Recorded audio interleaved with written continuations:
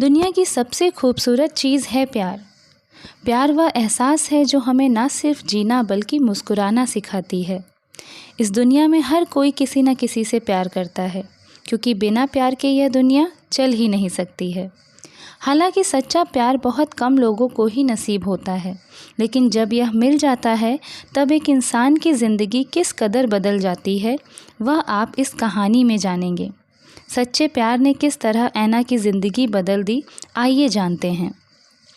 दुनिया में सबसे खूबसूरत शहर, जिसे लोग प्यार की नगरी के नाम से भी जानते हैं, यानी डिज़ाइनर्स की दुनिया, पेरिस में छोटी सी गरीब लड़की रहती थी। इस लड़की का नाम ऐना था। ऐना बहुत ही खूबसूरत और प्यारी थी। उसकी आंखें भूरी, उसके बाल काले, रंग गोरा होने की वजह से वह बेहद खूबसूरत लगती थी। उसके होंठ बिल्कुल गुलाब की पंखुड़ियों की तरह थे। लेकिन एक हादसे में माता पिता को खोने के बाद ऐना बचपन में ही अनाथ हो गई। अपना गुजारा करने के लिए ऐना पेरिस की गलियों में यहाँ वहाँ भटक रही थी। एक दिन ऐना की मुलाकात दो लड़कों से हुई और उनसे बातें करते हुए संयोगवश ऐना को पता चला कि यह लड़के भी उसकी तरह अनाथ हैं। तीनों ने आपस में एक दूसरे के दुख दर्द को समझते हुए अब वे एक साथ रहने लगे। उन दोनों लड़कों की मदद से ऐना को एक डिज़ाइनर की दुकान पर काम मिल गया। उस डिज़ाइनर का नाम रवीना था।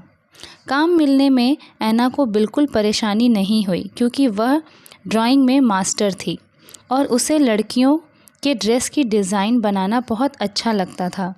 पता नहीं कैसे, लेकिन ऐना में यह डिज़ाइनिंग का हुनर बचपन से ही था। ऐना द्वारा बनाए गए डिज़ाइन रवीना को बहुत पसंद आते थे। ऐना के काम करने की वजह से रवीना की दुकान काफ़ी अच्छी चलने लगी और देखते ही देखते रवीना एक फेमस डिज़ाइनर बन गई। क्योंकि रवीना ऐना को कभी कोई क्रेडिट नहीं देती थी, इसलिए सबको लगता था रवीना ही डिज़ाइन बनाती है। ऐसे करते करते कई साल बीत गए और रवीना एक बहुत बड़ी डिज़ाइनर बन गई। पेरिस के बड़े बड़े फ़ैशन शो में उसके बनाए गए कपड़े शोकेस किए जाते थे। वक्त बदलने के साथ अब ऐना 20 साल की हो चुकी थी। ऐना अब पहले से भी ज़्यादा खूबसूरत दिखने लगी थी। उसकी खूबसूरत आँखों में देखकर कोई भी डूब जाता था, लेकिन उसकी आर्थिक स्थिति ज़्यादा अच्छी नहीं थी। पर ऐना को हमेशा यही लगता था कि एक दिन उसकी ज़िंदगी में कोई मैजिक होगा और सब चीज़ बदल जाएगी। कुछ दिनों में ऐना का 21वां जन्मदिन आने वाला था। ऐना को उसके जन्मदिन की बिल्कुल खुशी नहीं थी, क्योंकि हर साल की तरह इस साल भी उसे लग रहा था कि काम करते करते ही उसका जन्मदिन ख़त्म हो जाएगा। जन्मदिन का दिन आ गया। ऐना अपने जन्मदिन पर अपनी सबसे अच्छी ड्रेस पहनकर काम पर गई, लेकिन हर बार की तरह उसकी डिज़ाइन को रवीना ने अपनी डिज़ाइन बताकर सारा क्रेडिट खुद ले लिया। मन उदास किए जब ऐना घर वापस आई, तब उसके दोस्तों ने उसके लिए छोटी सी पार्टी अरेंज की थी। इस पार्टी में ऐना, उसके 2 दोस्त और एक डॉग था, जिसे ऐना के दोस्त ऐना के लिए बर्थडे गिफ्ट के तौर पर लाए थे। डॉग को देखकर ऐना बहुत खुश हो गई। केक काटते समय ऐना ने विश किया कि उसकी ज़िंदगी अच्छी हो जाए। उसके बर्थडे के दूसरे दिन जब ऐना काम पर गई, तब उसने देखा कि सामने गेट पर एक बड़ी सी मर्सिडीज़ गाड़ी खड़ी है, और जब वह अंदर गई तब उसे पता चला कि प्रिंस जेम्स अपनी बॉल पार्टी के लिए ड्रेस डिज़ाइन करवाने के लिए रवीना के पास आए हैं।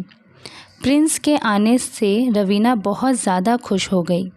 प्रिंस जेम्स को देखकर ऐना ब्लश मीन्स शर्माने लगी थी, क्योंकि पहली नज़र में ही ऐना को प्रिंस जेम्स काफ़ी पसंद आ गए थे।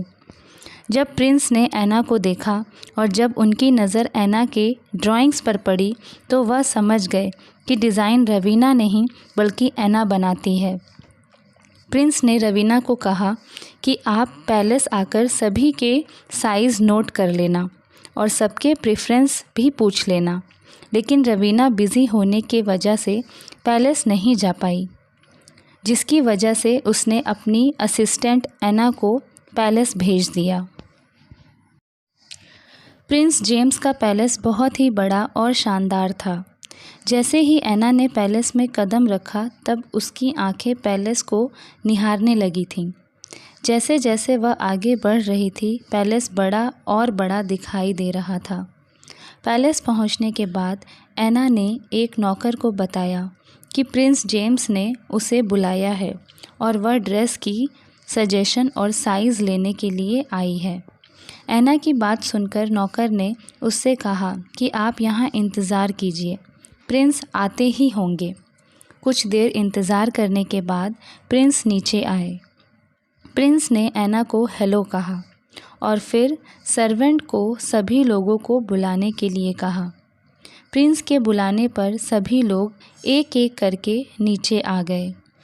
एना ने सभी को अलग अलग तरह की डिज़ाइन दिखाई। सभी लोगों को डिज़ाइंस काफ़ी अच्छी लगी। डिज़ाइन पसंद करवाने के बाद एना ने सबकी बॉडी साइज़ ले ली और फिर आखिर में उसने प्रिंस की बॉडी की साइज़ ली। अपना काम पूरा करने के बाद जब एना वापस लौट रही थी तब प्रिंस ने एना को लंच के लिए इनवाइट किया, लेकिन एना ने प्रिंस के इस प्रपोज़ल को मना कर दिया क्योंकि वह जानती थी कि वह बहुत गरीब है और वह कुछ भी कर ले, प्रिंस और उसके बीच कभी कुछ नहीं हो सकता।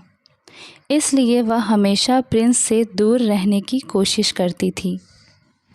लेकिन प्रिंस को एना की सादगी बहुत अच्छी लगती थी। जेम्स बार बार एना की तरफ आकर्षित हो रहे थे। एक दो बार तो जेम्स ने एना से मिलने के लिए उसके शॉप पर भी चले गए।